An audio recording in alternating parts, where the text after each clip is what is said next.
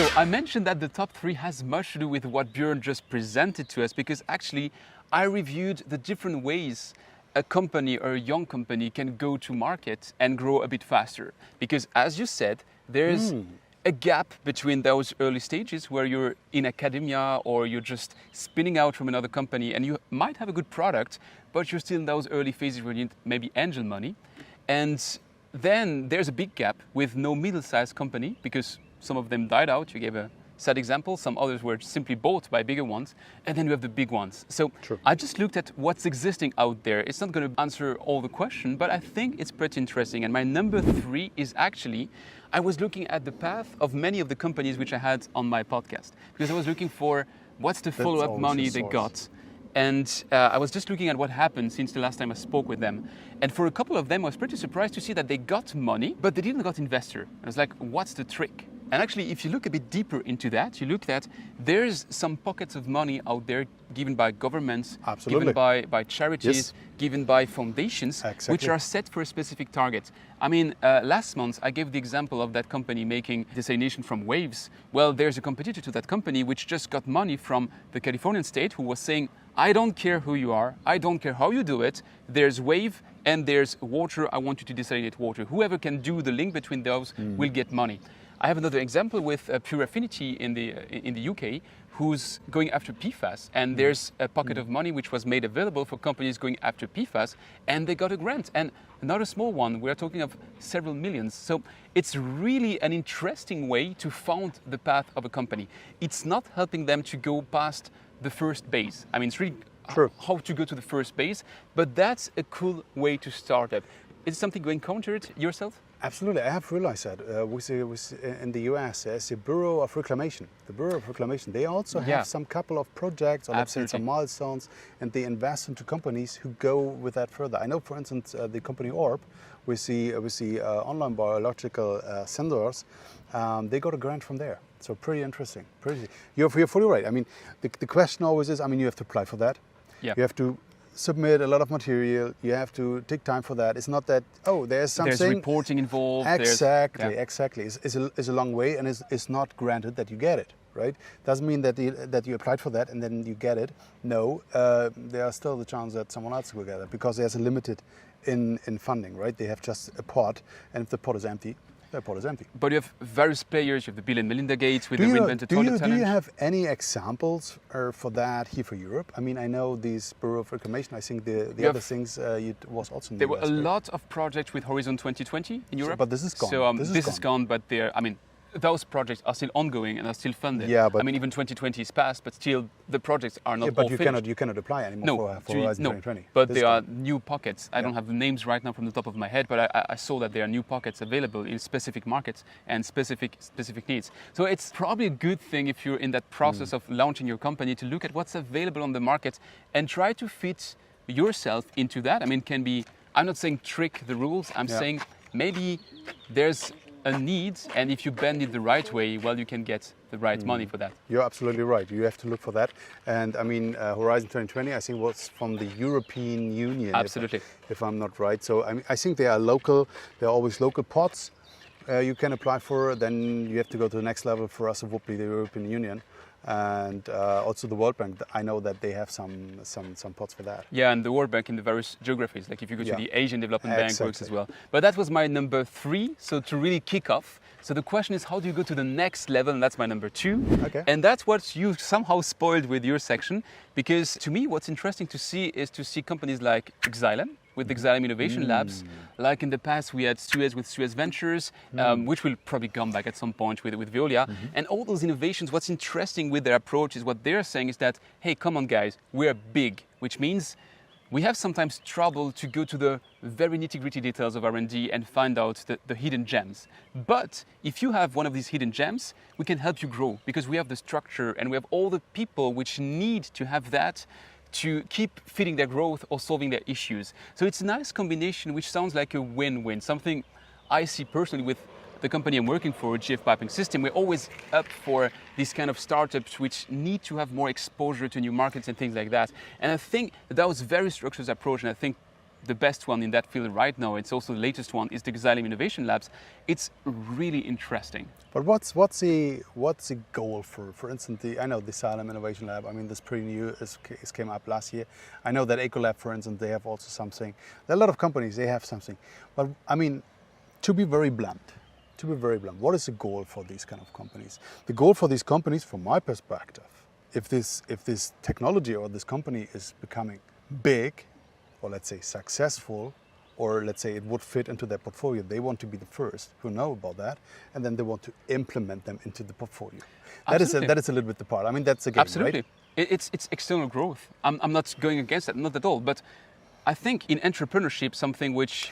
Okay, but I have... Just let me finish that one. The idea is important, but it's not what matters. What matters is the execution. And with those big groups, you get some support in execution. If you're fully confident that you can get that full access to money, to reach, to worldwide exposure, to the right level of advice at any stage, then you don't need them. But if you just want to put your growth under steroids and to have an impact faster, because it's about that nowadays, having an impact, then maybe it's a right approach. But couldn't be a drawback a little bit? Let's say we talked about the Xylem incubator program. Let's say if I go with my technology, go to Xylem, that could be also assigned to another company, which could be my client. Oh, well, he's now with the incubator program. He's with Xylem now. I'm not going into that. But let's say, in principle, even if you're under the umbrella of a company like Xylem or Nyco or whoever, right, who has such a program, that doesn't mean that you're bounded. But it looks from the outside. From the outside, let's say, if I would say, well, with my company, I'm in the part of the accelerator program of Xylem, that could be looked for maybe for Ecolab or for another company. Well, okay, he's now with Xylem. We are not interested anymore to having any business. Couldn't that be a little bit the drawback of this system? Probably not only good sides of it, but that leads me like with a very smooth transition to my number one. That was not planned. Actually, my number one has somehow a link to what we said just right now. It's an initiative from Isle Utilities, and which is called the Trial Reservoir. Okay. And honestly, that thing is so brilliant, yet simple, like stupidly simple. I cannot understand why no one did it before, because it is exactly what we need in this industry. Because what's the biggest problem of all these companies you mentioned, which are going left and right, to Xylem, to Ecolab, or going their own path, or looking for investment? They die by piloting. It's death by piloting. Oh, I have a cool technology, I can do something for you. Oh, sure, but where did you do it? Well, actually, I don't have a reference. Oh, no problem, come and do a pilot with me. And then you do a pilot, and then the pilot is successful, but then someone else comes in and says, yeah, it's successful, but maybe, you know, I'm another special snowflake, and then you do another pilot, and you can be stuck for 20 years just doing piloting. What Isle Utilities is doing, and it's simply brilliant again, is that they're saying, we go to those people, we fund the pilots, and we do a clear contract that says if these targets are achieved, then automatically you buy the full scale.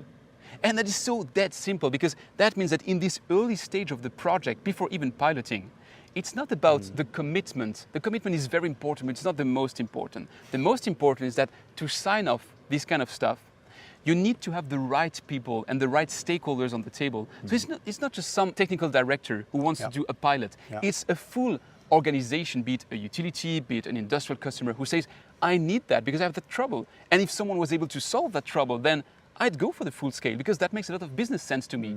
And that you get the right amount of shareholders. And you're a business guy, you know that rule, that nowadays in an organization you need 7 yes to get a project done. Well, so if you want to have those 7 people on the table and you can have them as early as possible, then you only do a pilot if the stars are aligned. And then it's up to you. Your technology delivers or doesn't deliver. But if it delivers, you're going to go for the full scale. And that is brilliant. In principle, I fully agree with this thing. Try to fight it. No, I'm not trying to fight it. But it's too good to be true. That is for me the point. Let's say if you're a startup and you will have a client and he said, well, let's have the pilot. I would totally fund that. If you get the order, then you are obliged to pay back. If you don't get the order, I will take the cost. So that is the rule, right? Yeah. So do you know since when this program is live? This year. No, since October last year, or September last year, so from my knowledge. Have you heard about how many projects they have? Yes. How many? I don't have the numbers from the top of my head, but I have some success stories of companies who did that and who had their orders, like not just one, but several orders in the first months of the pilot. What me, or let's say what I'm not scared, but let's say I'm wondering about, I heard about that 3 weeks ago the first time. 3 weeks ago. I mean, that's what I'm saying. It's too good to be true. 3 weeks ago, I was in Valencia, and I saw the CEO from our utility on stage, right? And he introduced that. I mean, as I said, right? I mean, this is almost a year available. I haven't heard about that really. So that's a little bit my point. It was launched in the late. It's not almost a year. Come on, you're being okay. But I'm not blaming. Don't get me wrong. I'm not blaming. And the other part is, I mean, it's not our utility, alone, right? No. You know who's in the back. You know who the investor is of our utility. There are many different. I mean, Xylem has put a ticket, and others. But one of the main investors is XPV from Toronto, right? And? So no, all I'm saying is that it's not the idea from IL alone, but they collected the money from all the shareholders there. But IL is also bringing money. Sure, and they put it into the pot, which is, as I said, a brilliant idea. My question I had in Valencia was, does someone know how much money is in the pot? Do you have heard the number? I have the number. I have heard rumors. I have the number, and if you want to have that number, it's shared on my podcast. So no, come on. What is the number? I don't want to say something wrong now from the top of my head, but I had the CEO of IL Utilities on my microphone, and he shared. He was very open about the way it works. I had rumors about 60 million. 60. And it's an evergreen fund. Whatever you do will feed back into the pot. No, not always.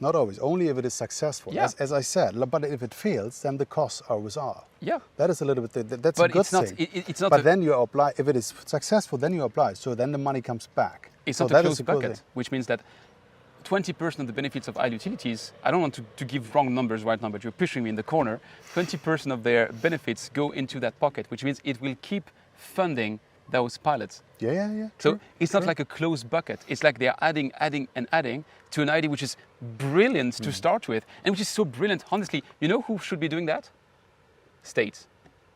I mean, that was my number 3, how states help with the early stages. But if states were really walking the talk, they have the money, they have the bodies out there to invest, and they should have the structure with the utilities, with the public goods and the infrastructure to be exactly that partner. And that's a failure of the market, which is repaired by the market. So it's, in terms of economic theory, it is just brilliantly simple. So, and yeah.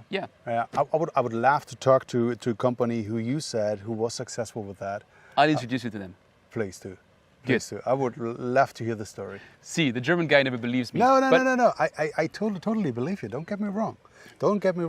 But it's too good to be true. Come on. Yeah. It's too good to be true. If that is really the case. I think that's exactly what I said on the podcast. It's too good to be true. But honestly, the answer is absolutely legit. And so that means we do a free advertising right now for our utility for that part.